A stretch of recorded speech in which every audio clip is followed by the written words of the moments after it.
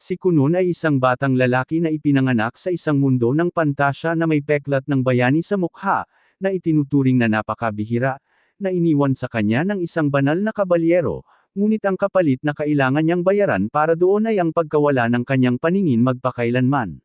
Kunun daw ay hindi kailanman nalaman kung ano ang kahulugan ng makakita ng isang bagay, at madalas na tinatanong ang kanyang mga magulang kung ano ang pakiramdam ng makakita, at ang kanyang ama ay sumasagot na ang makakita ay nangangahulugang makakakita ng mga kulay, makakita ng lahat ng magagandang bagay na ginawa ng Diyos sa mundong ito, at ito ay isang napakahalagang bagay kung gusto mong makahanap ng malalaking masasamang tao. Ang kanyang ina, sa kabilang banda, ay nagsabi sa kanya na ang pagkawala ng kanyang mga mata ay walang kahulugan kumpara sa sugat ng bayani na kanyang natamo at sinasabing maliit na halaga lamang ang ipinagbayad niya. Madalas niyang naririnig ang mga katulong sa kanilang bahay na naaawa sa kanya dahil sa pagkabulag niya, na nakakainis kay Kunun, na gusto lang tretuhin bilang normal na batang lalaki na kasing edad niya. Hindi nagtagal ay binigyan din siya ng isang magic instructor, na hindi niya lubos na gusto dahil hindi niya maintindihan kung ano ang magagawa nito sa isang taong hindi makakakita. Isa sa mga katulong ang gumabay sa kanya patungo sa silid kung saan naghihintay ang bago niyang guro sa mahika, at tinanong ni Kunun ang katulong kung ano ang silbi ng pag-aaral ng anumang mahika kung hindi man siya makalakad ng mag-isa at kailangan pa siyang alalayan sa lahat ng oras. Naiintindihan ng katulong ang kanyang pagkabigo at sinasabi sa kanya na ipinanganak siyang may water crest sa noo, na nangangahulugang may malaking kakayahan siya sa mahika, lalo na sa mahika ng tubig, at kung matututunan niya ang mahika, makakagawa siya ng mga himala para sa mundo at para sa kanyang sarili. Hindi talaga sumasang-ayon si Kunun dyan pero nagpasya siyang huwag nang makipagtalo habang binubuksan ng katulong ang pinto kung saan naghihintay sa kanya ang bago niyang tutor, si Jen. Malugod na binati ng nerd na may asul na buhok si Kunun at nagpakilala bago sinimulan ang kanilang unang aralin. Naging madali ang aralin para kay Kunun, na agad na gawang basain ang kanyang mga tauhan sa pamamagitan ng simpleng spell. Pinupuri siya ni Jen sa kanyang mga talento habang tinatanong ni Kunun kung ano ang ginawa niya sa mahika. Ipinaliwanag ni Jen na gumamit lang siya ng simpleng salamangkang spell, na naglabas ng isang malaking patak ng tubig na kasing laki ng mata. Biglang nagkaroon ng realization si Kunun habang hinahawakan ang kanyang mga mata, na nakapagbigay ng takot kay Jen na nag-iisip na si Kunun ay isa sa mga woke snowflakes na hindi makatiis ng biro at gustong-gustong ma-offend. Pero bigla siyang napasigaw na kung kaya niyang gumawa ng mga patak ng tubig na kasing laki ng mata, kaya niya ring lumikha ng sarili niyang mga mata. Kung paano niya pinag-ugnay ang dalawang bagay na iyon ay misteryo para sa akin, pero hindi naman pwedeng makipagtalo sa loika ng anime. Lumipas ang ilang oras at ngayon si Kunun ay hindi na kasing emo ng dati at nagsimula ng mag-enjoy sa pagkadama para sa iba't ibang bagay, at nagiging interesado sa lahat ng iba't ibang uri ng pagkain at sa iba't ibang amoy sa silid, nagsimula siyang kumain ng litsugas, ngunit walang ideya kung ano ang kanyang ninunguya. Pero masayang ikinwento sa kanya ng katulong ang lahat tungkol dito, at sinabing mas maganda ang pakiramdam niya dahil mas nagbibigay kasiyahan ang pagluluto kaysa dati. Sinimulan niyang kuskusin ang ilang blueberry sa mukha nito habang sinusubukan itong maintindihan ang kahulugan ng lahat. Pero maya-maya ay dumating ang kanyang guru para turuan siya kaya napilitan siyang umalis. Ang kanyang tutor na si Flora ay parang nanay niya at tinatanong kung ano ang gusto niyang pag-aralan ngayon. Sumagot si Kunun na gusto niyang magbasa tungkol sa kasaysayan ngayon at gusto niyang basahin ang kwento ng banal na gabi ng Hiyu. Medyo nagulat si Flora dahil ang tanging dahilan kung bakit siya bulag ay dahil sa banal na gabi na iyon, ngunit binigyan siya ng pahintulot ng katulong. Humarap si Flora kay Kunun at sinabihan siya na ipaalam sa kanya kung anumang oras ay nakaramdam siya ng labis na pagod o hindi komportable. Sinabi ni Kunun sa kanya na huwag mag-alala dahil gusto niyang matutunan ang anuman at lahat ng matututunan niya. Hindi nagtagal, nalaman niya ang kasaysayan ng sarili niyang mundo, kung paanong nagkaroon ng labanan sa pagitan ng mga demonyo at ng mga tao, at kung paanong napakasama ng nangyayari para sa mga tao. Sa kabutihang palad, isang bayani ang lumitaw mula sa panig ng sangkatauhan na nagngangalang Hiyu the Holy Knight na sa wakas ay nagawang wakasan ang paniniil ng Demon King, at muling nagdala ng kapayapaan sa daigdig. Sinumpa naman si Hiyu ng hari ng mga demonyo, at mula ng araw na iyon, bawat henerasyon sa kanyang angkan ay random na ipinapanganak na may kulang. Ang ilan ay ipinanganak na walang binti, ang ilan ay walang ngipin, at ang ilan naman ay ipinanganak na walang mata. Mula ng araw na iyon, tinatawag na ng mga tao ang mga may kapansanan sa kanyang angkan bilang mga reinkarnasyon ng bayani mismo dahil mayroon silang sugat ng bayani. Hindi naman partikular na sumasang-ayon si Kunun sa ideolohiyang ito, dahil naniniwala siyang higit pa siya sa muling pagkakatawang tao ni Hugh.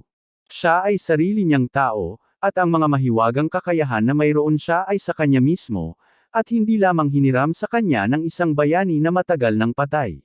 Pinapractice niya ang kanyang mga kasanayan sa mahika araw-araw, at patuloy na nagiging mas mahusay dito sa pag-asang balang araw ay makalikha siya ng sarili niyang personal na hanay ng mga mata na pinagkaaitan sa kanya. Lahat ng ito ay may kapalit, dahil ang sobrang pag-eensayo ay nangangailangan ng maraming mana at lakas. Bumagsak siya sa lupa habang binuhat siya ng kanyang katulong pabalik sa loob. Bumangon siya na inis dahil sa ganitong bilis. Aabutin pa siya ng napakatagal bago siya magkaroon ng sarili niyang mata, kung hindi niya madaragdagan ang kanyang lakas sa lalong madaling panahon. Sinabi sa kanya ng katulong na 7 taong gulang pa lang siya, at kailangan niyang lumaki ang katawan kung gusto niyang lumakas. Sumagot si Kunun na kailangan nilang humanap ng ibang paraan dahil nahihimatay siya kahit sa pinakasimpleng mga spell na hindi naman dapat mangyari. Sinabi sa kanya ng kanyang katulong na si Aiko na baka pwede siyang lagyan ng ilang kagamitan tulad ni Samsulek, at baka sa pamamagitan ng ilang pagsasanay sa paggamit ng espada, malapit na siyang maging malakas upang makapagpalabas ng maraming magic spells hanggat gusto niya. Sumasang-ayon si Kunun dyan, at agad na umalis si Aiko para maghanap ng magaling na master ng espada na makakapagsanay sa kanya. Kinabukasan mismo, nakita ni Aiko ang isang matandang swords master na nagngangalang Oro na nagsimulang sanayin siya. Natapos niya ang mga pangunahing aralin sa kanyang unang araw, kung saan dumating din si Jen, handa na para sa mga aralin sa mahika. Medyo nagulat si Jen sa hirap ng kanyang ginagawa kahit gusto niyang magpahinga, pero agad niyang ibinaba ang espada at kinuha ang wand, handa na para sa susunod na aralin. Hindi sigurado si Jen kung gaano pa karaming lakas ang natitira sa kanya, kaya nagpasya siyang tingnan na lang kung napanatili pa niya ang natutunan nila sa huling aralin. Agad na binigkas ni Kunun ang spell, ngunit sa halip na isang bowl ang tubig lang ang lumabas, nagawa niya ang parang 10 perpektong malinaw na bowl ang tubig. Nagulat si Jen, nagtataka kung paano niya nakuha ang mahikang iyon ng napakabilis at napagtanto na tiyak na kakaiba ang pagkakagawa sa batang ito. Nang hapon na iyon, may bisita si Kunun mula sa kabisera ng kaharian, na kalaunan ay naging mismong prinsesa na nagngangalang Miri. Mula nang ipanganak si Kunun, ipinangako na siya sa kanya dahil si Kunun ay mula sa isang marangal na pamilya, at mayroon siyang sugat ng bayani na isang napakalaking bagay. Hindi naman niya siya partikular na gusto, dahil noong huling beses na bumisita siya sa kanya, palagi lang siyang nagiging mo, hindi nakikipaglaro sa kanya. Mula ng araw na iyon, nagsimula na siyang matakot sa katotohanang baka kailangan niyang mabuhay, kasama ang isang malungkot na lalaki, sa natitirang bahagi ng kanyang buhay. Sa kanyang pagtataka, nang makita niya siya sa pagkakataong ito, parang ibang tao na siya, dahil mainit siyang ngumiti sa kanya, na nagbibigay daan sa kanyang mansyon. Agad niyang tinanong kung may nangyari dahil iba ang hitsura niya ngayon, at sumagot siya na nahulog siya sa pagmamahal sa mahika at nakahanap ng bagong layunin sa kanyang buhay. Pagkatapos ay humihingi siya ng paumanhin dahil hindi siya nagbigay ng sapat na pansin tuwing nagkikita sila noon, at sinasabing marami siyang ikukwento sa kanya tungkol sa mga bagong pagbabago, at agad siyang naglabas ng bowl ang tubig sa harap niya. Agad siyang natuwa at namangha, ngunit nagpasya si Kunun na, siya at lumikha ng bahaghari sa tulong ng kanyang bowl ang tubig, na naging isang ganap na tagumpay. Pagkatapos ay hinawakan niya ang kamay nito at ipinakita sa kanya ang paligid ng hardin kung saan nagpalitan sila ng mga kwento tungkol sa kanilang buhay, at hindi nagtagal ay nagsimulang lumubog ang araw at napilitan siyang bumalik sa kanyang karwahe at muling umuwi sa kabisera. Kinabukasan mismo, sinabi niya kay Flora na gusto niyang matutunan ang lahat ng kilos ng isang ginoo para mas maging mabuting kapareha siya ni Miri, at kahit si Flora ay humanga sa kanyang pagiging maalalahanin at sinimulan siyang turuan ang lahat ng paggalang na dapat madali lang para sa isang marangal. Pagkatapos ng kanyang leksyon, dumating din si Jen para sa kanyang klase at nagulat nang makita ang pagbabago sa pag-uugali ni Kunon, dahil binati siya nito ng formal at nagpasalamat sa lahat ng nagawa niya hanggang ngayon. Nagpasya si Jen na i-promote siya mula sa mga pangunahing spell at ipinaliwanag na ngayon ay maaari na silang magpatuloy at matuto tungkol sa ilang mas komplikadong spell na mangangailangan sa kanya na isipin ang lahat ng iba't ibang bahagi ng kanyang spell. Halimbawa, maaari mong baguhin ang lapot, kulay, temperatura, at iba pa, at gamitin ito sa milyon-milyong iba't ibang paraan. Pagkatapos ay gumawa siya ng 2 bowl ang tubig sa harap niya at sinabihan siya na hawakan ang pareho. Pamilyar na siya sa mga hugis na iyon kaya agad niya itong kinuha at napagtanto na ang isa ay mainit at ang isa naman ay mas malamig. Sumagot si Jen na ang mga pagbabagong tulad nito ang nagpapagkaiba sa isang salamangkero sa isa pa. Tila naiintindihan ni Kunon ang konsepto at gumagawa ng bowl ang tubig na pagkatapos ay bumagsak sa tasa sa harap niya.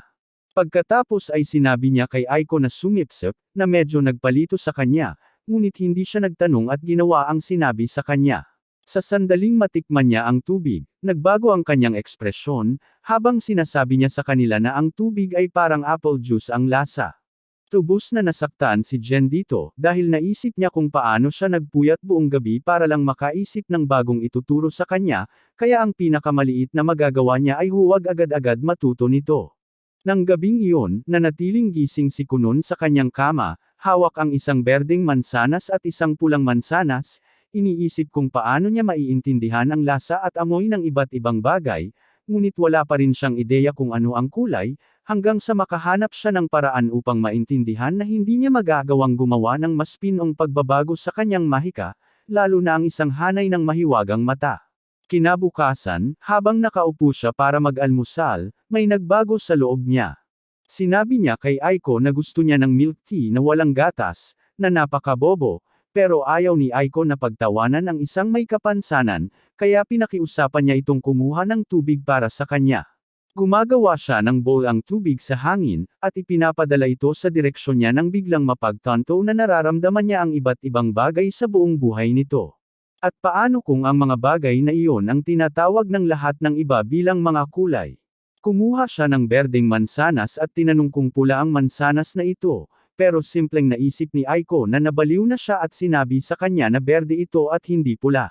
Pagkatapos, pumili siya ng ibang mansanas at tinanong kung pula ang mansanas na iyon. Sumagot si Aiko na talagang pula ang kulay nito.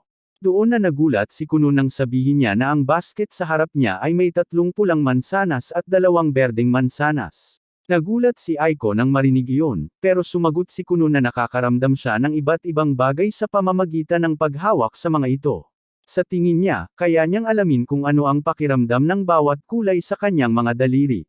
Malaking pagbabago ito, at agad na tumakbo si Aiko para sabihin sa kanyang ama ang tungkol sa bagong pag-unlad. Agad niyang tinanong kung marunong magbasa ng libro si Kunon, at sumagot si Aiko na kaya niyang sundan ang kulay ng tinta sa papel, at basahin sa ganitong paraan. Kinabukasan, muli siyang nagsimulang magsanay sa kanyang mahika at nagpalabas ng malaking bowl ang tubig na kulay pula, sinasabing mas nararamdaman niya ang kulay kung mas malaki ito. Sa sandaling iyon, tinawag siya ng kanyang ina, na nakapagpabagsak sa kanyang konsentrasyon, at ang bowl ang tubig ay nahulog sa kanila, tinakpan sila ng pulang likido. Nawalan ng malay ang kanyang ina, sa pag-aakalang may nangyari, at ang kanyang mahal na anak ay puno ng dugo, na nagpalito kay Kunon. Pero sinabi ni Aiko sa kanya na pula rin ang kulay ng dugo, at kaya takot na takot ang kanyang ina. Habang nangyayari ito, malayo itong pinapanood ni Jen, iniisip na ang mga kahangahangang gawa na nagagawa ni Kunon ay higit pa sa anumang nakita niya noon, at nagtataka kung may talento ba ang batang ito upang makamit ang pinakamahalagang titulo sa mundo at maging isang cerulean wizard. Lumipas ang ilang araw, at ngayon ay nagsimula ng mag-aral si Kunon tungkol sa hydromancy, sinisikap niyang palawakin ang kanyang kaalaman upang makita kung ano ang kanyang mga kakayahan. Pero tila hindi naiintindihan ni Aiko kung ano ang hydromancy, kaya sinubukan niyang ipaliwanag sa kanya sa napakasimpleng paraan na ang hydromancy ay ang paggamit lamang ng tubig sa isang mangkok upang hulaan ang hinaharap, o upang hanapin ang isang bagay na nawawala. Agad na tinanong ni Aiko kung makakahanap siya ng mapapangasawa para sa kanya, Ngunit sinabi ni Kuno na huwag siyang mag-alala dahil maganda siyang dalaga at nasa kasagsagan ng kanyang kabataan, at maraming lalaki ang gustong maging asawa siya. Nako, kung hindi siya maharlika, nakatakdang ikasal sa prinsesa ng kaharian, kinuha na rin niya itong asawa. Pareho silang tumawa doon, habang pinaalalahanan siya ni Aiko na 10 taon na siya. Pero sumagot si Kuno na ang edad ay numero lang para sa kanya. Sa sandaling iyon, dumating si Flora para sa mga aralin at kinuha ang kanyang pagsusulit kung saan pumasa siya ng may mataas na marka. Lahat ng sagot ay napakalalim, politically correct, at walang anumang bagay na maaaring maging sanhi ng kanyang pagkansela sa Instagram. Naisip niya na halos lahat ng maituturo niya sa antas na ito ay naituro na niya sa kanya, at nag-alala siya na baka masyado niyang naituro sa kanya kung paano, raise up the house. Habang sinusubukan niyang makipaglaro sa bawat babaeng makita niya. Sa sandaling iyon, inalok siya ni Kuno ng tsaa, at sinimulang subukang ligawan din siya, at nag-alala siya kung baka madamay ito sa Me Too movement. Pero sa tingin niya mas mabuti pa rin sa kabuuan dahil palagi siyang malungkot at malungkot. Ngayon kahit papaano tila nag-e-enjoy na siya sa buhay niya. Mamaya ng gabing iyon, sinabi ni Aiko kay Kuno na kailangan na nilang maghanda dahil gusto siyang makilala ng kanyang Panginoong Ama, at pinatawag siya sa mansyon nito. Agad siyang naghanda, at di nagtagal ay lumabas silang dalawa sa malamig na gabi. May hawak na sulo si Aiko habang nagrereklamo na giniginaw siya. Napagpasyahan ni Kuno na gumawa ng paraan tungkol dito, at ginamit niya ang kanyang mahika upang makagawa ng 2 malalaking bukol ng tubig. Ngunit ikinagulat ni Aiko, mainit at malambot ang tubig, itinulak niya ito sa kanyang mukha, sinasabing gusto niyang matulog sa kama na gawa rito, at sinabi ni Kuno sa kanya na huwag mag-alala, dahil prototype lamang ito, at naghahanda na siya para sa marami pang produkto. Pagkatapos ay tapat niyang tinanong si Aiko kung may nagawa siyang mali sa mga nakaraang araw, at kung tinatawagan siya ng kanyang ama dahil galit ito sa kanya. Naaalala niya ang huling kaganapan ng nilikha niya ang bowl ang tubig na kulay pula, na naging dahilan ng pagkahimatay ng kanyang ina, at nagalit sa kanya ang kanyang ama. Sinabi ni Aiko sa kanya na huwag mag-alala dahil siya na ang gumagawa ng lahat. Perpekto naman kaya walang dahilan para magalit sa kanya ang tatay niya. Hindi nagtagal, nakarating sila sa mansyon at mabilis na nagtipon sa loob para magpainit, nang salubungin siya ng house butler at ng kanyang nakatatandang kapatid. Kuno ay napakasaya nang makita ang kanyang nakatatandang kapatid, dahil hindi niya ito madalas makita, ngunit sinabi sa kanya ng kanyang kapatid na wala na silang maraming oras dahil naghihintay ang kanilang mga magulang sa solar. Dinala sila ng nakatatandang kapatid sa silid, at habang naglalakad, tinanong niya si Kuno kung gusto nitong hawakan ang kanyang kamay bilang gabay, ngunit sinabi ni Kuno na huwag mag-alala dahil mas nararamdaman na niya ngayon ang kanyang kapaligiran, at hindi na siya mahihirapang gumalaw dito. Iniisip ng kapatid niya ang panahong laging nasa emo state si Kuno, at lagi siyang kailangang hawakan sa kamay para dalhin kahit saan, kahit sa loob ng bahay. Talagang nagulat siya sa dami ng pagbabagong pinagdaanan ni Kuno sa napakaikling panahon, at binati siya ng pinakamahusay. Hindi nagtagal, kumatok sila sa solar at pumasok sa loob, nang sabihin sa kanya ng kanyang ama na sinasabi ni Miss Flora na itinuro na niya ang lahat ng dapat ituro sa isang marangal na bata, at para sa karagdagang edukasyon, kailangan na ang isang formal na paaralan. Sumagot si Kuno na hindi talaga siya gustong pumasok sa paaralan dahil ayaw niyang magdulot ng problema sa anumang kaklase o guro dahil sa kanyang kapansanan. Bukod pa rito, sinasabi niya na may sarili siyang mga plano at nagpasya na kung anong landas ang gusto niyang tahakin, at tiyak na hindi ito kasama ang pag-aaral. Tinawanan ito ng kanyang ama, samantalang binugbog ako ng aking ama kung sinabi ko ito. Sinasabi ng kanyang ama na sa tingin niya ang formal na edukasyon ay para rin sa mga normal, ngunit dahil sa pilitan ito sa batas para sa sinumang may dugong maharlika, kailangan niyang humingi ng pabor sa hari at lumikha ng exception para kay Kuno. Sumagot si Kuno na amoy na niya ang nepotismo, at sinabi sa kanya ng kanyang ama na tumahimik na lang at tanggapin ang ibinigay sa kanya ng hindi masyadong nagiging woke. Sa puntong iyon, ako si Kuno sa aktwal na mga tanong at nagsimulang magtanong tungkol sa kanyang baon, sinasabing karapat-dapat siyang bigyan ng dagdag sahod dahil sa kanyang pagsusumikap. Pero tulad ng isang kapitalistang baboy, tumanggi ang kanyang ama, sinasabing kapag nagpakita siya ng anumang katulad na pag-uugali tulad ng insidente sa dugo sa hardin, babawasan niya ang kanyang baon sa loob ng 6 na buwan. Sumasabat ang kanyang ina para baguhin ang paksa at ibabalik ang tren sa tamang landas. Naalala ng kanyang ama kung bakit niya eksaktong tinawag si Kunun dito at sinabi sa kanya na bagaman sumasang-ayon siya sa desisyon nito na huminto sa pag-aaral, kailangan din niyang isipin ang kanyang kinabukasan, kasama si Prinsesa Miri. Dahil napakahalagang bahagi ng pagpapalaki sa Maharlika ang pag-aaral, baka mapagtawanan siya dahil hindi man lang maayos ang pag-aaral ng kanyang magiging asawa. Nakakagulat man, naiintindihan ni Kunun ang lahat ng ito at pumayag na pumasok sa paaralan, sinasabing magiging abala ito, ngunit hindi niya kayang hayaang mapahiya ang prinsesa dahil sa kanya. Sinabi naman ng kanyang ama na huwag siyang mag-alala, dahil sa kapangyarihan ng nepotismo at korupsyon, naayos na niya na 5 beses lang siya pupunta sa paaralan para magbigay ng huling pagsusulit sa advanced level at pumasa para makapagtapos. Mukhang panalo-panalo ang sitwasyon para kay Kunun kaya agad siyang pumayag. Sinabi ng nakatatandang kapatid niya na huwag siyang mag-alala at hindi siya mag-iisa dahil pareho silang pupunta ni Prinsesa Miri sa parehong pagsusulit para sabay-sabay silang makapagtapos. Talagang natutuwa ang kanyang ina sa katotohanang malapit nang pumasok ang kanyang anak sa paaralan at agad na tinawag si Aiko, dahil kailangan nilang kumuha ng maraming sukat para sa kanyang Amerikana at iba pang damit. Bago siya makaalis, tinawag ng kanyang ama si Iksho pabalik at sinabihan siya na habang nasa paaralan si Kunun, baka may ibang mga maharlika na galit sa kanila ang sumubok na lumapit sa kanya at kay Prinsesa Miri, at trabaho niya na tiyakin na walang mangyayaring masama. Sinabi ni Iksho sa kanya na huwag mag-alala, dahil palagi siyang kasama nila at sisiguraduhing ligtas ang kanyang nakababatang kapatid. Sa susunod na pagbisita sa kanya ni Prinsesa Miri, nasasabik siyang malaman na papasok siya sa paaralan kasama niya at sinabihan siya na huwag mag-alala dahil sasamahan niya ito at ipapakita ang lahat. Kunun ay nagtataka ng malakas na baka hindi magustuhan ng ibang mga maharlika na may pagtingin sa kanya at magselos, ngunit sinabi ni Miri sa kanya na huwag mag-alala dahil hindi mangyayari iyon. Kunun asks whether she is not popular in her school then and is just another loner, but she tells him that she is obviously very popular on the account of her being a princess and she knows of at least 5 boys eager to court her.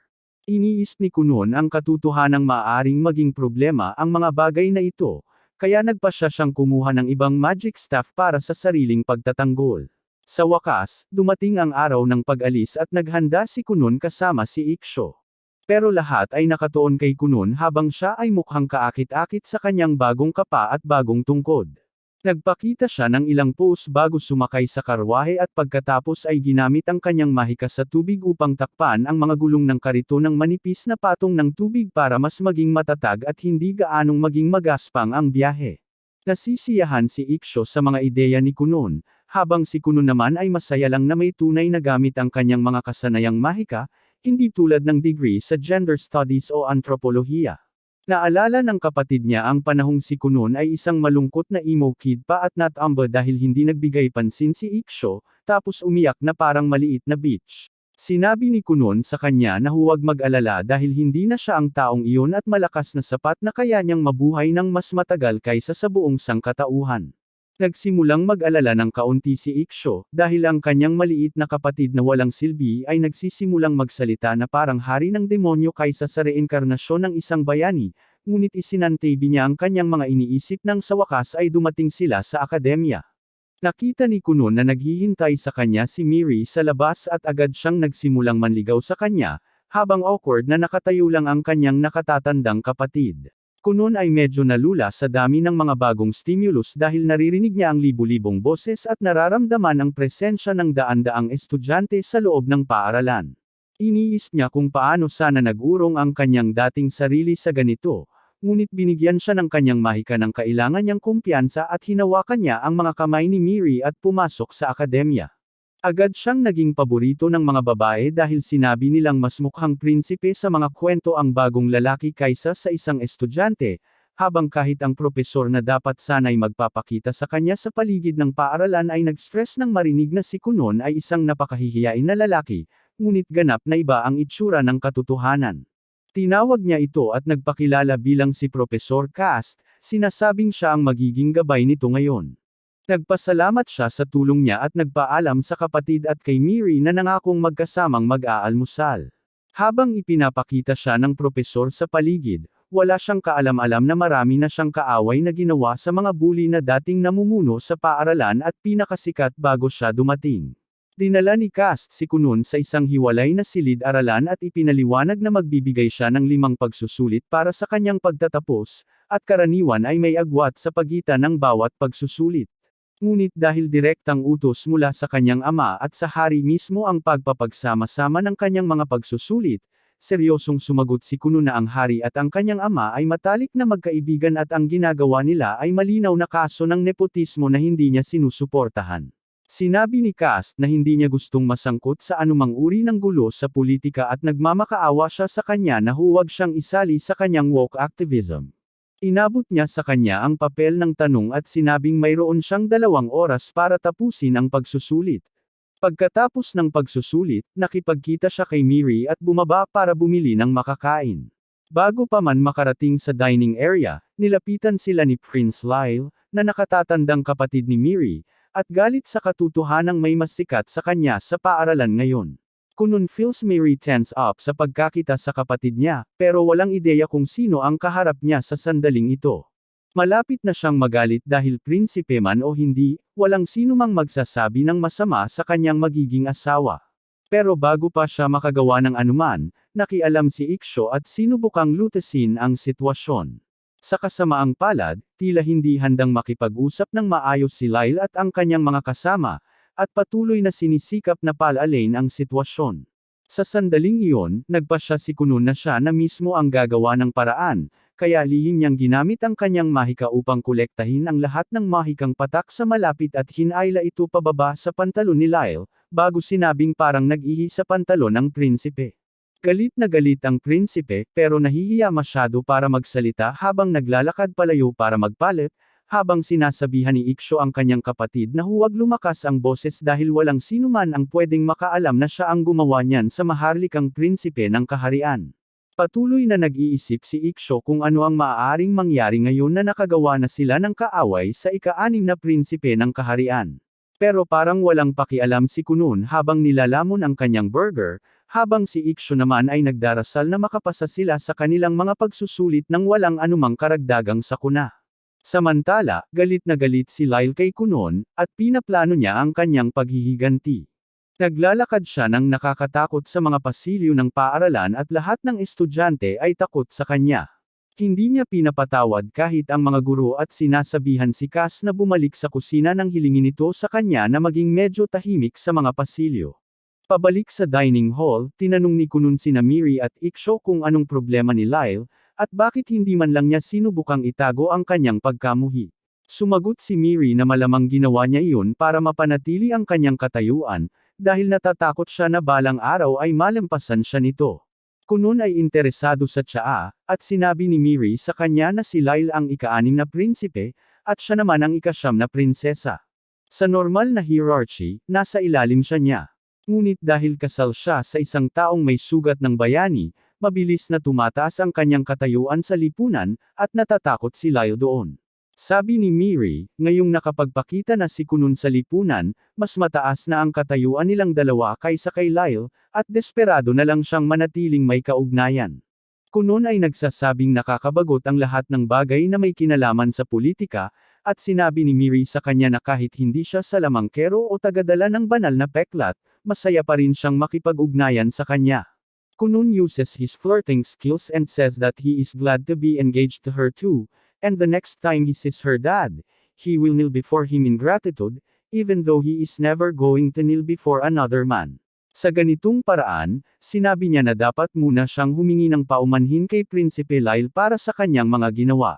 Pero sinabi sa kanya ni Iksho at Miri na huwag na lang siyang magtangka, dahil mas masama pa iyon kaysa makipag-date sa isang babaeng kaibigan pa rin ang kanyang dating. Soon after that, it is time for Kunun final exam, and he trains his magic with Jen before taking the test. Gaya ng dati, nagpalabas siya ng isang patak ng tubig at sinabi ni Jen sa kanya na baguhin ang pakiramdam nito ngayon.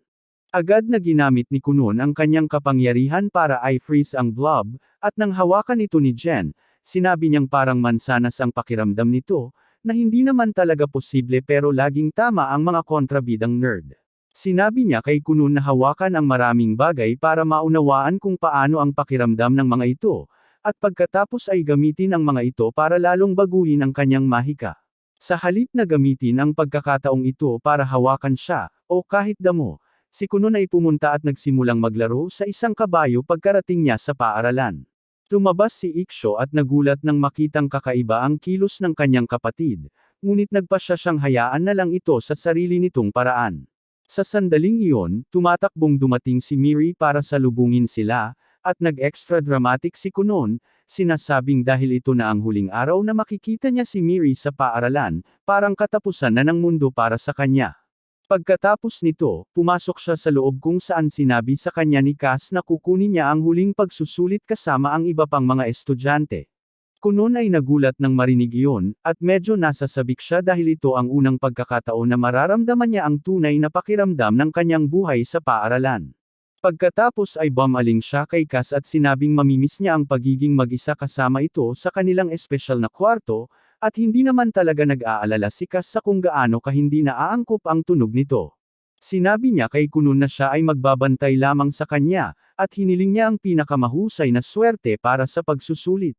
Sinabi ni Iksho na tila naging malapit na malapit si Kunun kay Cass, at sinang-ayunan niya ito, sinasabing marami silang pinag-usapan noong mga pagsusulit. Pinag-uusapan niya kung paano kumuha ng pagsusulit si Cass para maging guro dahil sa isang lalaking minahal niya, pero bumagsak ang lalaking yun at siya lang ang pumasa. Ngayon ay guro na siya, at siya naman ay isang walang trabahong tamad, at walang ideya si Cass kung ano ang ginagawa niya sa kanyang buhay. Parehong nag-aalala sina Iksho at Miri tungkol sa kalusugan ng isip ni Cass pagkatapos marinig ang mga paksa na pinag-uusapan niya sa bata, ngunit sa sandaling iyon, may ilang estudyanteng sumingit sa kanila dahil na-curious din sila kay Kunun. Sinabi ni Cass sa kanya na magpakilala, at nagpakilala si Kunun bilang kasintahan ni Miri at nakababatang kapatid ni Iksho. Nasisiyahan ang lahat sa kanya ng walang dahilan, at sinabi ni Kunun na talagang masaya siyang makita na ang kanyang kasintahan at nakatatandang kapatid ay may kaibigan, dahil walang lumalapit sa kanila hanggang ngayon at nalungkot siya sa pag-aakalang mag-isa lang sila. Sinabi ni Iksho kay Kunun na huwag silang hamakin ng ganoon, at nahihiya si Miri, dahil ipinaliwanag niya na hiniling niya sa lahat ng kanyang kaibigan na iwanan siya, para mas marami siyang oras na makasama si Kunun. Kunun humihingi ng paumanhin dahil hindi niya namalayan ang kanyang nararamdaman, at pagkatapos ay inuulit na natutuwa siya na pareho silang may kaibigan ni Iksho. Ayaw niyang maging direkta sa kanila at tanungin kung loners sila, dahil magiging bastos iyon at hindi naman bastos ang pagpapalaki sa kanya ni Mama. Malapit na siyang sabihin sa kanila na okay lang na walang kaibigan sa pamamagitan ng paglalaro ng sympathy card at pagsasabi sa kanila na mas malala pa ang kanyang sitwasyon. Lahat ng iba ay kumbinsido sa kanyang ginagawa, pero alam ni Miri na walang problema si Kunun na walang kaibigan, at kinumpirma niya ito. Malapit nang magsimula ang pagsusulit at sinabi ni Cass kay Kunun na tigilan ang paglalaro sa kalapati at umupo na sa kanyang upuan. Nagsimulang gabayan ni Miri si Lyle papunta sa upuan nito nang biglang dumating si Lyle at itinulak silang dalawa. Galit na galit siya kay Miri dahil nakarating sa palasyo ang balita tungkol sa kamakailang insidente sa pant wedding, at kahit ang mga katulong ay pinag-uusapan siya sa likod niya. Sa tingin ni Lyle, pare-pareho lang ang lahat dito, at sigurado siyang nagbububungan sila sa likod niya, dahil wala silang lakas ng loob na sabihin ang mga bagay-bagay sa harap niya. Niyuyuko niya ang kanyang mga kamao sa galit, ngunit biglang hinawakan ni Kunun ang kanyang kamay, nagpakilala sa kanyang sarili sa prinsipe. Sabi niya hindi niya nagawang batiin ng maayos ang kanyang bayaw noong isang araw, pero gusto talaga niyang magkasundo ng maayos sa kanyang bayaw. Nang makita ito ng buong klase, nagulat silang lahat dahil walang naglakas loob na lumapit kay Lyle, maliban sa ilang mga sunod Sunyeran. Sa kabilang banda, ito ang unang pagkakataon na may bumati kay Lyle ng ganito, at hindi niya alam kung paano tutugon dito. Kunun shakes his hand vigorously and Lyle is unable to get free from his grip, no matter how much he tries. Nagtataguyod siya ng sobrang woke at sinasabi kay Kunun na hindi niya kailanman binigyan ng pahintulot na hawakan ang kanyang kamay o kausapin siya. Kunun, gayunpaman, ganap na binabalewala ang pahayag na iyon at sinasabing talagang lalaki ang mga kamay ni Lyle at gusto niyang nasa leeg niya ang mga ito. Sobra na ito para kay Lyle, at agad siyang bumaling kay Miri, Nagtatanong kung anong problema sa magiging asawa nito. Sa halip na sumagot, nagsimulang tumawa si Miri dahil hindi niya kailanman inakala na mamumula si Lyle ng ganoon. Mas lalo pang nahihiya si Lyle habang sumasabay ang buong klase kay Miri sa pagtawa sa kanyang mga reaksyon, at lumingon siya kay Kunun, inutusan itong bitawan ang kanyang kamay. Kunun sa wakas ay iniwan siyang mag-isa, at ang usapin ay nalutas ng mapayapa. Sinimulan ng cast ang pagsusulit at pagkatapos itong matapos at masuri ang mga sagutang papel, inihayag niya na lahat ay pumasa sa pagsusulit. Masaya ang lahat na marinig iyan, at ipinagdiriwang ni Kunun na nakapagtapos siya kasama ang kanyang kapatid at kasintahan. Mamaya ng gabing iyon, umalis siya pauwi at nagpaalam sa lahat. Malungkot ang lahat sa pagpapaalam sa kakaiba ngunit kaakit-akit na batang lalaki, at tila nagbago pa nga si Lyle matapos makilala si Kunun. Kinabukasan, nagpatuloy ang kanyang mga aralin sa mahika kay Jen at sinabi nito sa kanya na lumikha ng maliit na bagyo.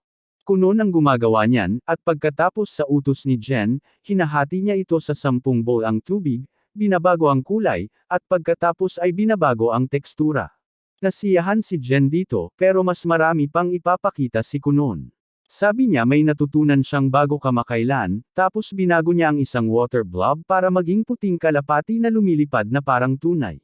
Napaluhod si Jen, na pagtanto na opisyal ng mas mahusay na salamangkero si Kunun kaysa sa kanya, at mawawalan siya ng trabahong magturo sa kanya. Nagpasya siyang ibunyag ang katotohanan ito kay Kunun habang nagkakape, at hiniling niya rito na maghanda sa isip dahil may nakakagulat siyang balita para sa kanya. Kunun sense Aiko away bago tanungin si Jen kung siya ay isang diyosa na nagmula sa ibang mundo upang turuan siya, ngunit ngayon ay kailangan na niyang bumalik sa kanyang banal na dimensyon. Natuwa si Jen sa ideyang iyon, pero hindi niya ito masyadong pinag-isipan. Sinabi niya kay Kunun na wala na siyang maituturo sa kanya, at mas mahusay na siya ngayon kaysa sa kanya. Tumayo si Kunun at sinabing hindi niya gustong pakawalan siya, dahil ang maliliit na paraan na inimbento niya para mapanatiling abala siya at pahabain ang kanyang trabaho ay nagpaunawa sa kanya ng mas marami tungkol sa mahika kaysa sa anumang normal na klase. Higit pa rito, nagpapasalamat siya dahil siya ang nagbigay inspirasyon sa kanya na lumikha ng mga mata gamit ang mahika. Desperado siyang mapanatili siya bilang guru niya at nag-alok na dagdagan ang kanyang sweldo. Pero sa kauna-unahang pagkakataon, naging tapat si Jen at sinabing sobra ang kanyang bayad sa lahat ng panahong ito, at ngayon ay wala na siyang trabahong gagawin. Sinabi niya kay Kunun na dapat siyang kumuha ng guru na mas mahusay kaysa sa kanya para mag-aral pa, pero tumanggi ito. Sabi niya, lumaki siya ng husto dahil sa maliliit niyang mga pakulo at hinilingan siya nitong lalong linlangan. Habang sinasabi niya ito, mga hayop na gawa sa tubig ang lumabas mula sa lahat ng dako at nagsimulang yakapin si Jen, na lalong nakasigurado na tapos na ang kanyang papel sa buhay ni Kunun. Sa pagtatapos niyon, umalis siya sa bahay ni Kunun at nagpasya na maging mas mahusay na mangkukulam matapos mapuko ang kanyang inspirasyon sa pagsusumikap at dedikasyon ng kanyang mga estudyante. Hindi nagtagal pagkatapos niyan, sinabi ni Aiko kay Kunun na nagbitiw na rin si Flora sa kanyang trabaho dahil kumpleto na ang kurikulum at nakapagtapos na si Kunun. Hindi siya naghintay para magpaalam dahil masyado siyang maiiyak, at nagpasya si Kunun na sulatan siya ng liham pasasalamat. Sinabi ni Aiko sa kanya na tanungin siya kung may gwapong katulong siya sa kanyang mansyon, na mahigit 6 na talampakan ang taas, dahil naghahanap siya ng mapapangasawa. Kunun asks Aiko kung talagang balak niyang magbitiw sa trabaho at magpakasal sa isang tao. Sinabi ni Aiko na naniniwala siyang kayanan ni Kunun na alagaan ang sarili niya ng perpekto ngayon, at oras na para magpakasal siya dahil medyo masama na ang dating pool pagkatapos noon. Habang kumakain, sinabi ni Kunun sa kanyang mga magulang na nag-resign na ang lahat ng kanyang mga guro at sinabi ni Jen sa kanya na maghanap ng pambihirang salamangkero na magtuturo sa kanya sa susunod. Sabi ni Iksho, medyo sikat ngayon ang Royal Sorcerer na si Zeo, at mapapatunayan yan ng kanyang ina. Hiniling ni Kunun sa kanyang ama na gawing guro ang lalaking nagngangalang Zeo, ngunit sinabi sa kanya ng kanyang ama na hindi ganoon ang takbo ng mga bagay. Nilinaw niya na hindi niya maaaring tawagin ang Royal Sorcerer dito para turuan siya, at tinanong ni Kunun ang kanyang ama kung ano ang silbi ng pagiging pinakamatalik na kaibigan ng hari kung hindi niya magawa kahit ito. Kunun, sinabi ng kanyang ama na tanging ang hari at ang mga taong direktang pinahintulutan nito ang maaaring makipagkita sa mga Royal Sorcerer, na bihirang lumabas ng kastilyo at hindi nakikipagkita sa mga karaniwang tao. Naiintindihan na ni Kunon ang kanyang dilema ngayon, ngunit mayroon siyang solusyon na handa para dyan. Sinabi niya sa kanyang ama na sasama siya rito sa palasyo ng hari sa susunod na pupunta itong makipag-usap sa hari, at pagkatapos ay maliligaw siya roon. Mahahanap siya ng mga maharlikang salamangkero, at sa pamamagitan ng ilang plot armor, tatanggapin siya bilang kanilang estudyante. Sabi ng tatay ni Kunon, tigilan na niya ang panunood ng sobrang anime at K-drama dahil hindi naman ganoon ang nangyayari sa totoong buhay. Sabi niya walang garantiya na gagana ang kanyang plano, pero tiwala si Kunon na makukuha niya ang gusto niya. Hinihiling niya sa kanyang ina na tulungan siya, at dahil paborito siya ng kanyang ina, nagmamakaawa ito sa kanyang ama na gumawa ng paraan. Ang lalaki ay isang simp para sa kanyang asawa, kaya pumayag siyang kausapin ang hari tungkol sa bagay na ito, kahit na wala siyang gaanong pag-asa na magtagumpay ang plano. Ilang araw pagkatapos, nakatanggap ang isang dalubhasang salamangkero ng isang file mula sa isa pang mataas na antas na salamangkero. Nagulat siya nang makita ang isang apprentice sorcerer na nag-aaral maging estudyante ng Royal Sorcerer na si Zeo, ngunit sinabi sa kanya ng dalagita na mukhang may talento ang batang lalaki at lubos na nagkagusto sa kanya si Prinsesa Miri. Walang pakialam ang amo doon at sinimulang basahin ng detalyado ang file ni Kunon, at sapat na iyon para maging interesado siya sa batang lalaki. Lumipas ang ilang araw mula noon at sa wakas ay nakatanggap si Kunon ng tawag mula sa palasyo ng hari upang magpakita sa Royal Sorcerer. Sumakay siya sa karwahe kasama ang kanyang ama, na mukhang masaya sa kinalabasan ng mga bagay. Kuno ay nagpapanggap na malalim ang pagkakaibigan ng hari at ng kanyang ama kung naghanda siya para sa isang kahilingan na katulad ng kanya. Ngunit sumagot ang kanyang ama na ang tunay na dahilan kung bakit nagkaroon sila ng pagkakataong makipagkita sa maharlikang mangkukulam ay dahil lubos na nagkaroon ng interes ang punong mangkukulam ng korte kay Kuno at sa kanyang mga kakayahan at nais din siyang makilala. Tinanong ng kanyang ama kung anong uri ng mahika ang kaya niyang gawin sa puntong ito, at agad na binigkas ni Kuno ang isang spell at lumikha ng maliit na bowl ang tubig na mabilis na naging itim na pusa at umupo sa kanyang kondongan. Namangha ang kanyang ama dito, sinasabing hindi siya makapaniwala na magagawa pa ito ng mahika at sinimulang hawakan ang maliit na kuting. Nagulat siya na ang pusa ay hindi man lang parang may kapangyarihan o parang tubig, parang lang itong anumang random na pusa na mahuhuli niya sa kalye. Kuno tells him that he has only recently mastered the looks of the animal, since before that he was only managing to create animals which were completely transparent, but from the past couple of times he is managing to change the color of the animals as he wants to. Nagsimulang masayang makipaglaro ang kanyang ama sa pusa at tinanong ni Kuno kung dapat ba silang kumuha ng totoong pusa para sa bahay na iyon. Tulad ng karaniwang tatay, tumanggi siya, sinasabing magdudulot lang sila ng kalat sa bahay at baka madapa pa siya at masaktan. Higit sa lahat ng iyon, sinasabi niya na mas gusto pa rin ng ina ni Kuno ang mga aso, kaya wala talaga siyang pagpipilian kung gusto niya ng ibang hayop. Hindi nagtagal ay nakapasok na sila sa kabisera at agad sinalubong ng isang dalagang may pilak na buhok na nagngangalang Ray, na siyang pangalawang prinsesa ng kaharian at nakatatandang kapatid ni Miri. Malugod siyang binati ni Kuno, sinasabing napakapalad niya na magkaroon ng napakagandang babae na tulad niya bilang kanyang bayaw. Nagtataka ang kanyang ama kung para sa kalye ang kanyang anak, pero nagpasya siyang pag-isipan iyon mamaya. Umiti si Ray, sinasabing marami na siyang narinig tungkol kay Kuno mula sa kanyang nakababatang kapatid at gustong-gusto niyang makipag-usap ng matagal sa kanya. Napansin din niya ang isang pusa at tinanong sila kung kailangan ba ng pusa ng anumang espesyal na pagkain. Ngunit sa sandaling ibalik ng ama ni Kuno ang pusa sa lupa, itinigil ni Kuno ang kanyang salamangka at ang pusa ay muling naging, walang iba kundi isang basang tubig. Napagtanto ni Ray na tila mas mahusay si Kuno kaysa sa naisip niya kanina.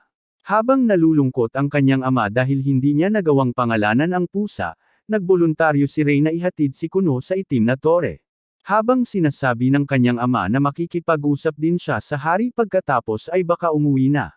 Kuno tells him not to worry about him as after the Black Tower. Nais niyang bisitahin si Miri at baka yayain siyang mag-date sa isang mamahaling lugar. Sinabi sa kanya ng kanyang ama na sulitin ang kanyang oras doon at nangakong magpapahanda ng karwahe para sa kanya anumang oras na magpasya siyang umuwi. Hindi nagtagal ay dinala ni Ray si Kuno sa itim na tore at habang naglalakad ay tinanong kung komportable ba siyang maglakad o kung kailangan niya ng anumang tulong. Sumagot si Kuno na maayos lang siya at agad-agad nagsimulang magtanong sa kanya ng maraming bagay na nakalito sa kanya dahil lahat ng tanong ay kasing lalim ng kay Stephen Hawking pagdating sa mahika. Sinabi niya sa lalaki na hindi siya makikipag-usap ng ganoon habang naglalakad at tinanong kung alam nito kung ilan ang anak ng kasalukuyang hari. Hindi pa kailanman naisip ni Kuno yun hanggang ngayon, kaya isiniwalat ni Ray na ang hari ay isang ganap na magaling na manlalaro at sunod-sunod na nagkaanak ng 7 prinsipe at 10 prinsesa. Siya ang ikalawang prinsesa, samantalang si Miri ang ika-9. Higit pa rito, ang nakaka-interes na bahagi tungkol sa bansang ito ay hindi gumagana ang paghalili sa trono tulad ng karaniwan kung saan ang trono ay napupunta sa pinakamatandang anak pagkatapos ng hari.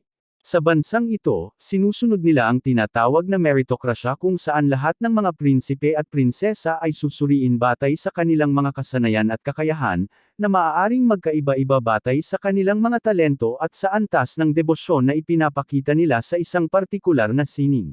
Ibig sabihin, kahit ang pinakabatang prinsipe o prinsesa ay may pantay na pagkakataong manalo sa trono anuman ang kanilang edad.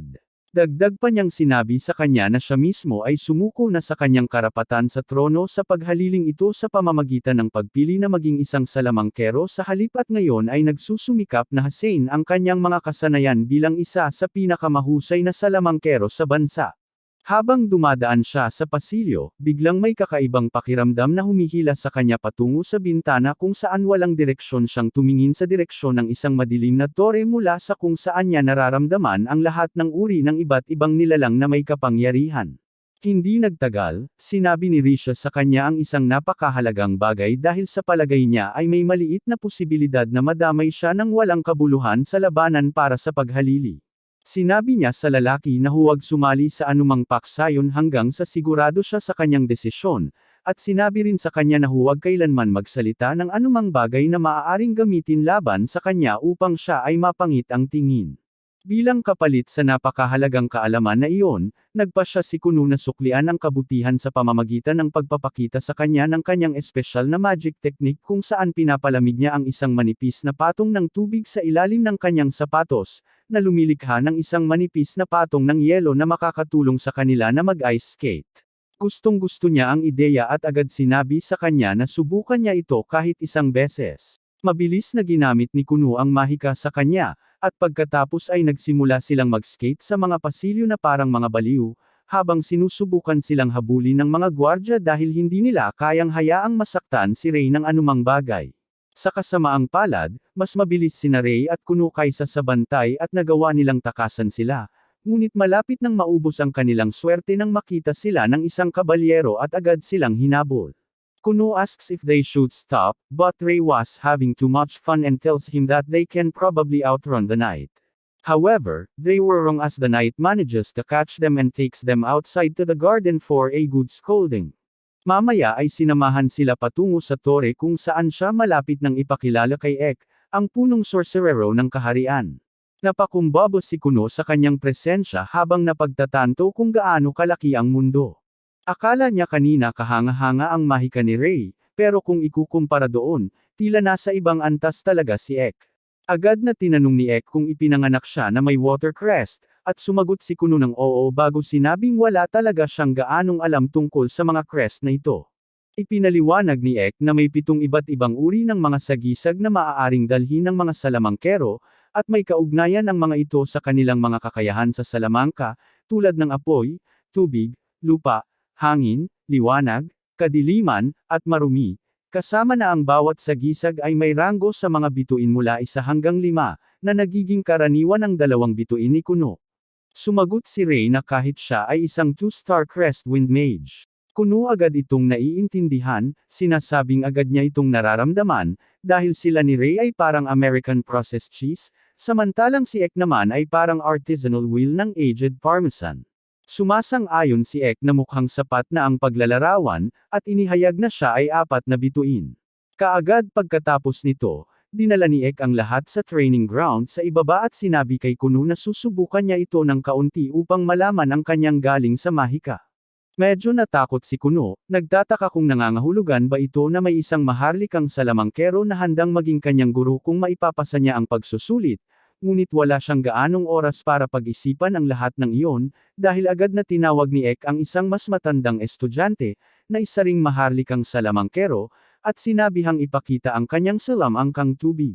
Binibigkas ng salamangkero ang salamangka, at kaagad na lumitaw sa hangin ang isang hanay ng mahiwagang patak ng tubig, na lumilikha ng isang maningning na pattern, habang humarap si Ek kay Kuno, at sinabihan itong lupigin ang salamangka ng bata gamit ang sarili niyang salamangka. Iniisip niya ang panahong ikukwento sa kanya ni Jen kung paano hindi lang siya makakalikha ng tubig, kundi kaya rin niyang manipulahin ang tubig na nasa kapaligiran na. Hanggang ngayon, hindi pa kailanman naging problema sa kanya ito, pero hindi pa niya kailanman sinubukan talagang kontrolin ang tubig na nilikha ng ibang salamangkero. Napagtanto niya na walang kahirap-hirap na nakagawa si Ek ng isang takdang aralin na hindi man lang nila naisip ni Jen, at ngayon ay kailangan niyang harapin ito ng biglaan. Nagpasya siyang subukan ito, at agad sinubukang agawin ang kontrol mula sa may pilak na buhok na salamangkero.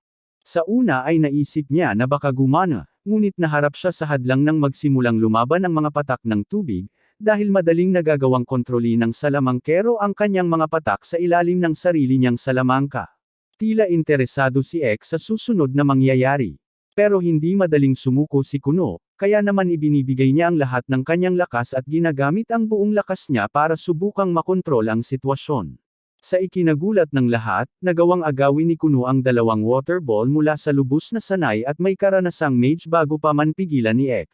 Kuno bumagsak sa tuhod habang hirap humihinga, habang ang mage na may pilak na buhok ay tapat na sumagot na hindi niya kailanman inakala na isang simpleng batang lalaki ang makakakuha ng dalawa sa kanyang mga bolang tubig. Pagkatapos ay humarap siya kay Eket, sinasabing handa siyang kunin ang batang ito sa kanyang pagtuturo, ngunit agad namang nagsimulang magsalita ang iba pang mga salamangkero, sinasabing gusto rin nilang maging mag-aaral si Kuno. Sinabi ni Ek sa kanilang lahat na tumahimik, dahil gusto niyang makita kung ano pa ang talagang kayang gawin ni Kuno, at hiniling niya sa kanya na lumikha ng isang bagay na naisip niya. Kuno kaagad gumawa ng trampoline sa tulong ng kanyang kapangyarihan sa tubig, at kaagad nagsimulang tumalon si Ek sa ibabaw nito, nagkakaroon ng pinakamasayang oras ng kanyang buhay. Ang ibang mga salamangkero ay pumila na gustong subukan, dahil gusto nilang maunawaan kung paano ito gumagana, at kung kaya nilang muling likhain ito. Gayunpaman, sinabi ni Ek kay Kuno na gusto niyang magpalipas ng gabi sa kastilyo, upang makita pa kung ano pa ang kayang gawin ni Kuno. Sumagot si Kuno na sa kasamaang palad ay may lakad siya kasama si Miri, kaya kailangan niyang ilabas ito para kumain ng hapunan ngayong gabi. Sa sandaling iyon, tinanong siya ni Ray kung kaya niyang lumikha ng iba pang hayop mula sa kanyang mahika, o baka mga tao. Sumagot si Kuno na kaya niyang gawin ang dalawang bagay na ito, at agad na lumikha ng manikang gawa sa tubig na kahawig ng kanyang katulong. Hindi pa ito perpekto, kaya medyo malabo ang katulong. Bukod pa rito, hindi niya perpektong na-dial-in ang kanilang mga galaw, kaya isa rin itong isyo sa ngayon. Tinanong ng mage na may pilak na buhok kung kaya niyang gawin ang mga manika na gumawa ng anumang bagay, at ikinwento ni Kuno sa kanila ang tungkol sa panahong sinubukan niyang paliparin ang mga ito, ngunit hindi ito nagustuhan dahil mukhang tanga ang manika habang ginagawa ito. Agad na nagkaroon ng interes si Ek, at napilitan si Kuno na magpakita. Nagsimula siyang maglaro-laro sa manika, paulit-ulit itong itinataas at ibinababa sa ere, na ikinatakot ng kalahati ng mga tao sa kastilyo. Muli siyang pinagalitan dahil dito, at napilitan silang lahat na humingi ng paumanhin. Hindi nagtagal, dumating ang paglubog ng araw at sinabi ni Ek kay Kuno na matagumpay niyang nalampasan ang mga pagsubok, at personal niyang itatalaga si Kuno, isang salamangkero, upang mas matuto siyang gumamit ng kanyang mahika. Tuwang-tuwa si Kuno sa balitang iyon, at pumunta para sabihin sa kanyang ama, na galit dahil 2 beses na siyang nakarinig ng reklamo tungkol sa kanyang anak sa loob lamang ng ilang oras, at pinagalitan siya dahil sa pagiging irresponsible sa kanyang mahika. Hindi nagtagal, umalis ang kanyang ama upang bumalik sa kanilang mansyon, iniwan si Kuno kasama si Ray na napagtanto na kailangan niyang pumunta kay Miri, o mahuhuli siya sa hapunan. Sinabi ni Ray sa kanya na kailangan nilang gamitin ang kanilang mahika para maabot si Miri kung hindi ay mahuhuli sila, kaya nagpasya silang gumawa ng maliit na eksperimento habang lumilikha si Kuno ng bula ng tubig, at ginamit ni Ray ang kanyang mahika sa hangin para itulak sila pasulong tulad ng magic carpet ni Aladdin habang lumilipad sila sa kalangitan at mabilis na nakarating malapit sa silid ni Miri.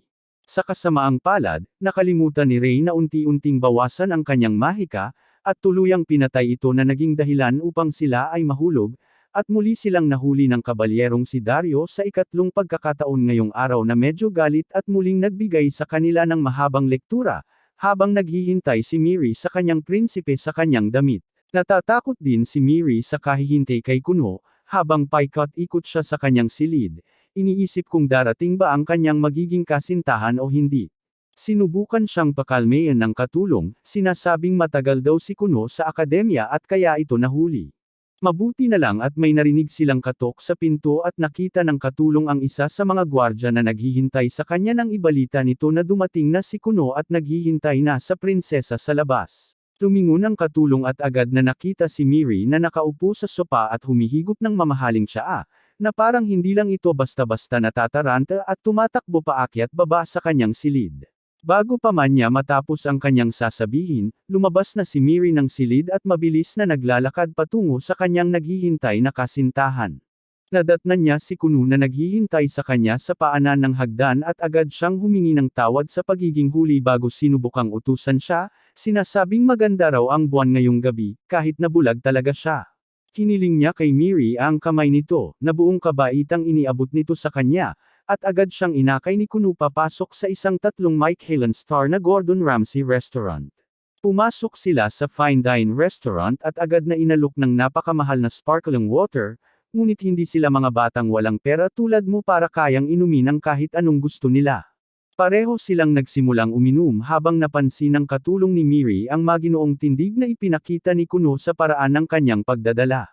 Sinimulan ni Miri ang usapan at tinanong kung nagkaroon ba siya ng pagkakataong bumisita sa Black Tower ngayon.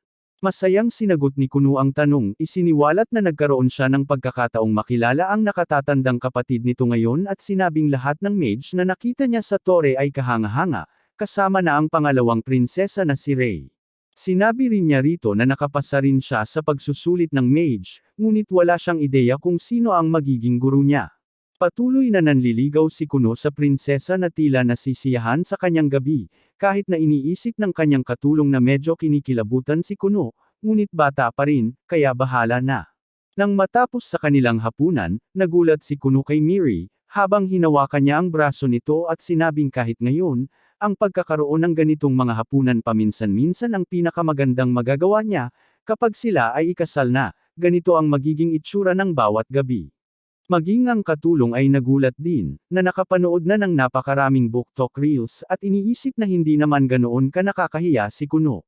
Nakontrol ni Miri ang kanyang emosyon sa oras na iyon, dahil elegante siya, ngunit nang makabalik siya sa kanyang kwarto, nagsimula siyang humajejek na parang isang batang babae sa tuwa habang iniisip ang lahat ng mga bagay na ipinangako sa kanya ni Kuno.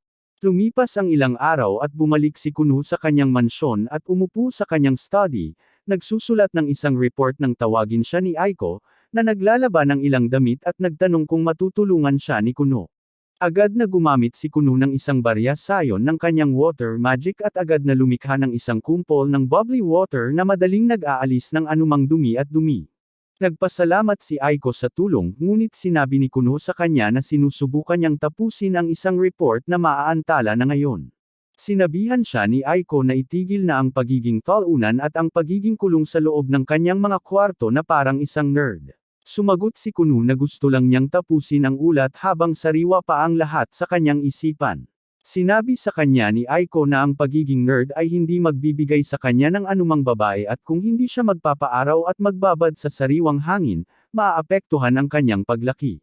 Napagtanto ni Kuno ang mapait na katotohanan na ang mga babae ay palaging magugustuhan ang matangkad na lalaki, ngunit nangako si Aiko na magugustuhan siya nito anuman ang kanyang tangkad basta't mayroon siyang malaking pakete. Pagkatapos noon, naupo sila sa ilalim ng lilam ng isang tela na nagpapatuyo, nang tanungin ni Kuno kung nakatanggap ba sila ng sulat mula sa itim na tore, dahil mukhang hindi pa rin nila napagpapasyahan kung sino ang magiging guro ni Kuno. Tila natupad ang kanyang mga kahilingan nang makalipas ang ilang araw, isang sulat ang dumating para sa kanya at lumabas na ang napakagwapong Master Sorcerer na si Zeo ang itinalaga bilang kanyang bagong tutor. Hindi talaga alam ni Kuno kung ano ang gagawin sa lalaking ito dahil narinig lang niya ang tungkol dito mula sa kanyang ina, ngunit nagsimulang mabaliw si Aiko sa kanya. Sinasabing si Zeo ang pinakagwapong lalaki sa kontinente at nagsimulang mag-alala tungkol sa pagpapapayat at pagpapaayos ng buhok nito para magmukhang maganda siya kung sakaling makita siya ni Zeo. Pagbalik sa kastilyo, sinalubong ni Rei si Miri at sinabi sa kanya ang katotohanan na si Zeo ang napili bilang bagong tutor para kay Kuno. Tila nasasabik si Miri dahil nangangahulugan ito na matututo si Kuno mula sa pinakamahusay na mangkukulam, habang si Rei ay bumantong hininga. Sinasabing gusto talaga niyang maging mangkukulam ni Kuno dahil masaya ito at magiging isang kawili-wiling estudyante. Habang nasa pasilyo, namataan ni Miri ang dalawa sa kanyang mga nakatatandang kapatid na babae na nagngangalang Eve at Lydia na nakangiti sa kanya, at agad na natigilan si Miri sa kanyang kinatatayuan. Mabuti na lang at kasama niya si Rey na nagbigay sa kanya ng kaunting kumpiyansa, ngunit sumenya si Eve. Sinasabing marami na silang naririnig tungkol sa kanyang kasintahang si Kuno at nagbiro tungkol sa kung paano sila hindi pa kasal at karelasyon lamang, ibig sabihin ay maaari na siyang umibig at magpakasal sa kahit sinong prinsesa na gusto niya. Dahil dito, nawala ng kumpiyansa si Miri, ngunit nagsalita si Rey. Sinabing ang parehong babae ay chop the F at hindi sila makikita ni Kuno kahit na mayroon siyang mga mata. Dahil dito, namula ang mga babae sa galit, habang tumatakbo sila lampas sa kanila at sinasabing dapat pakialaman ni Rey ang kanyang sarili at kumilos na parang isang prinsesa dahil 3 beses na siyang napag-alitan ng isang kabalyero. Pagbalik sa mansyon ni Kuno, uminom siya ng tsaa kasama si Aiko, habang iniisip kung anong klaseng tao nga ba ang kanyang guro. Habang si Aiko ay namumula na sa pag-iisip kay Zeo at sa katotohanan na makikita niya ito ng malapitan. Biglang huminto ang isang karwahe sa kanilang pintuan at tumalon palabas si Miri. Nagulat si Kuno nang makita siya sa oras na ito nang hindi inaasahan ngunit agad na sinubukang lokohin siya, sa pamamagitan ng pagsasabing kailangan niyang ihanda ang sarili sa pag-iisip para makasama ang isang magandang babaeng tulad niya. Tingid sa kanyang kaalaman, nasa loob din ng karwahe si Zeo at nakikinig sa lahat ng kanyang nakakairitang kalokohan, habang nagtataka kung bakit siya kinakaladkad dito. Wala pa ring ideya si Kuno tungkol dito at patuloy na nagkukwento ng nakakatakot tungkol sa kung paano siya nakakasiguro na pinalitan ni Miri ang kanyang soap. Ngunit nang sabihin ko iyon sa aking katrabaho, nakatanggap ako ng sulat mula sa HR. Maya-maya ay nagpasya si Zeo na lumabas ng karwahe at agad na nakaramdam si Kuno ng kakaibang presensya sa paligid niya. Napagtanto niya na si Zeo lamang ang maaaring mangyari, at habang si Aiko ay nababalisa sa loob, iniisip lang ni Kuno kung gaano kalakas si Zeo dahil literal niyang nararamdaman ang kanyang siksik na mahiwagang aura sa paligid niya. Agad na napagtanto ni Kuno na ang lalaking ito ay mas malakas kaysa sa sinumang salamangkero na nakita niya sa itim na tore, at maaaring mas malakas pa kaysa sa Grandmaster mismo. Napansin ni Miri ang ekspresyon sa mukha ni Kuno at agad na tinanong kung may problema ba, ngunit hindi siya pinansin ni Kuno at binati si Zeo bago nagpakilala. Inamin ni Zeo na wala naman talaga siyang pakialam sa lahat ng iyon, at nilinaw na kinamumuhian niya ang mga batang pilya. Naisip ni Aiko kung paano naging isang salamangkero ang napakasamang salita, ngunit kasabay nito ay naiinis siya dahil sa kabulukan ng utak na usap-usapan sa libro. Hayagan na idineklara ni Zeo na hindi niya piniling maging tutor niya, at ang trabahong ito ay halos ipinilit sa kanya ng Grandmaster. Wala talagang pakialam si Kuno sa lahat ng iyon, at sinagot lamang na lahat sila ay nakatali sa render ng politika at hierarkiya, kaya wala silang magagawa tungkol dito. Formal ding ipinakilala ni Dario ang kanyang sarili bilang bantay ni Miri, habang humingi ng tawad si Kuno sa kanya dahil sa pagdudulot ng kaguluhan noong isang araw. Di nagtagal, umupo silang lahat para sa isang pangkat, na naging abala para kay Zeo, na hindi matiis ang kalokohan sa pagitan ni na Prinsesa Miri at Kuno, na patuloy na naglalandian.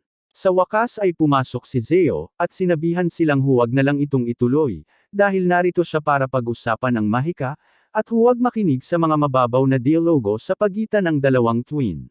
Nagpasya si Zeo na makipagsaya kay Kuno, hinailan niya ng kaunti ang kanyang binti at tinanong kung mayroon ba siyang alam tungkol sa compound magic. Sumagot si Kuno na ang compound magic ay isang espesyal na uri ng advanced magic, kung saan ang spellcaster ay gumagamit ng maraming iba't ibang spell ng sabay-sabay. Umiti si Zeo at nagtanong kung ilang spell ang maaari niyang gamitin ng sabay-sabay, ngunit walang makapaghahanda sa kanya para sa sagot na matatanggap niya dahil sumagot si Kuno na maaari siyang gumamit ng 31 spell ng sabay-sabay, at maaaring umabot sa 32 spell, ngunit kung minsan ay nabibigo siya roon. Sa totoo lang, humanga si Zeo dito, at sumagot na siya mismo ay maaaring umabot sa 50 spell, na ikinagulat ni Kuno, na hindi nag-isip na may sino man ang maaaring maging ganoon kagaling para magamit ang napakaraming spell ng sabay-sabay. Tinanong ni Zeo si Kuno kung paano niya nagawang malampasan ang bangin na may 20th spell, dahil doon halos lahat ay nabibigo, ngunit sumagot si Kuno na pinagsama-sama lang niya ang ilang spell at pinagpatong-patong ang mga ito. Tila humanga si Zeo, dahil hindi niya inakalang maraming tao ang makakaintindi niyan ng mag-isa. Mabilis niyang napagtanto kung bakit maraming ibang mage ang nagalit sa kanya dahil sa pagtuturo kay Kuno, samantalang hindi sila nagkaroon ng pagkakataon kahit na sila ang sumalubong sa kanila sa itim na tore. Noong mga panahong iyon, hindi niya lubos maintindihan kung ano ang malaking bagay na iyon, kahit na sinabihan nila siyang talagang interesante si Kuno. Ngunit kahit sila ay malamang na walang ideya kung gaano kagaling si Kuno. Sa wakas ay mas na-invest si Zeo, at tumayo mula sa kanyang upuan bago sinabihan si Kuno na ipakita kung ano ang kaya niyang gawin dahil ayaw niyang sayangin ang kanyang oras sa isang taong puro salita at walang kakayahang patunayan ito. Sinabihan niya itong suyon siya, at nagmakaawa na maging tutor niya. Agad na naisip ni Miri kung paano hindi kailanman gagawin ni Kuno ang ganoong bagay, ngunit lumabas na mali ang babae. Habang tinutupi niya ito na parang baraha, tinawag si Zeo na pinakamahusay na mangkukulam sa mundo, at ipinaliwanag kung gaano siya kabanggo, at kung paano kahit ang isang straight na batang lalaki mismo ay maaaring mahulog sa mapanganib na salamangkero na tulad niya. Nagsimulang matakot si Zeo sa kakatwang tao, at sinabihan siyang itago ito sa kanyang pantalon, bago ginamit ang isa sa kanyang mga spell para gumawa ng pader mula sa lupa. Sinabihan niya si Kuno na subukang sirain ang pader kung kaya niya, at maaari niyang gamitin ang anumang paraan na gusto niya. Bago pa man makapagsimula si Kuno, sinabihan niya itong gumawa ng waterbed para sa kanya, na matagal na niyang naririnig. Agad na ginamit ni Kuno ang kanyang mahika upang lumikha ng waterbed, na inaangkin ni Zeo na babantayan niya pagkatapos umupo roon, ngunit sa sandaling mahawakan niya ang kama, nadala siya sa ibang mundo nang mapagtanto niya kung gaano ito kalambot, at agad na nakatulog. Samantala, sinuri ni Kuno ang pader at napagtanto na kahit na ang pader ay mukhang napakasimple, mayroon itong napakakapal na magic spell na tumatakbo sa loob, na ginagawa itong halos hindi masisira. Nalaman din niya na pinalakas ni Zeo ang kanyang spell ng mahigit 40 beses upang gawin itong mas malakas, ngunit hindi siya masyadong nag-alala. Sa katunayan, naupo siya kasama ang prinsesa para sa isang tsaa, sinabing dapat nilang hintayin ang paggising ni Zeo, at pagkatapos ay babaguhin niya ito. Lumipas ang 2 oras at nagising si Zeo at nakitang lumulubog na ang araw sa abot tanaw at nakatayo pa rin ang kanyang pader. Tinanong niya si Kuno kung sumuko na ba siya, ngunit sumagot si Kuno na naghihintay siya, at ngayong gising na si Zeo, kaya na niyang harapin ang pader, nang ganoon. Lumapit si Kuno sa pader at ginamit ang kanyang detergent water, na dahan-daang nag-aalis ng dumi. Napangiti si Zeo nang mapagtanto niya na sa halip na pilitin ang sarili na dumaan gamit ang water blast tulad ng gagawin ng ibang tao, pinili niya ang mas matalinong ruta. Nang mapanood iyon, nagpasya siyang formal na tanggapin si Kuno bilang kanyang estudyante at sinabi rito na mula ngayon, tutulungan na niya ito sa lahat ng kanyang mga eksperimento simula bukas.